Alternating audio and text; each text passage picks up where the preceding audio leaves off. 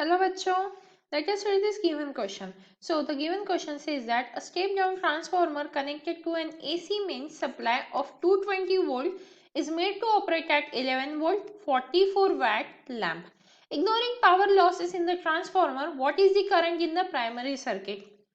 देखिए बच्चों, यहाँ पे हमें प्राइमरी सर्किट में करंट दैट मीन्स IP की वैल्यू पूछी गई है एंड उसके लिए हमारे पास कुछ गिवन डेटा है। जैसे हमारे पास पावर की वैल्यू है और वो है 44 वैट। देन उन्होंने voltage in the primary winding given है, दिया हुआ है और वो है 220 वोल्ट। इसी के साथ वोल्टेज इन सेकेंडरी वाइंडिंग भी गिवन है हमें और वो है 11 वोल्ट। तो देखिए पावर का अगर हम यूज करें पावर का फॉर्मूला, तो power P is equal to क्या लिख सकते हैं हम यहाँ पे Vs into I S, voltage in the secondary coil to the current in the secondary coil. अब पावर तो 44 हमें गिवन है, so 44 will be equal to, यहाँ पे हम क्या लिख सकते हैं Vs।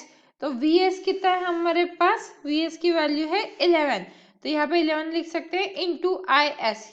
यहाँ से क्या आ जाएगा हमारे पास, आई एस की वैल्यू आ जाएगी, ये हो जाएगा 44/11 जिसकी वैल्यू आ जाएगी 4 एम्पियर। ये क्या आया है, current in the secondary coil, right, I S. Then इसके बाद हम क्या लिख सकते हैं, अब यहाँ पे हमें पता है आइडियल ट्रांसफॉर्मर के लिए क्या होता है, Vp into I P is equal to V S into I S होता है। तो यहाँ पे हम वैल्यूज को सब्स्टिट्यूट कर सकते हैं, जैसे Vp क्या है हमारे पास 220 है, Ip की वैल्यू हमें कैलकुलेट करनी है तो Ip को एज इट इज रख देंगे। Vs क्या है हमारे पास 11 है और Is की वैल्यू क्या है 4 है।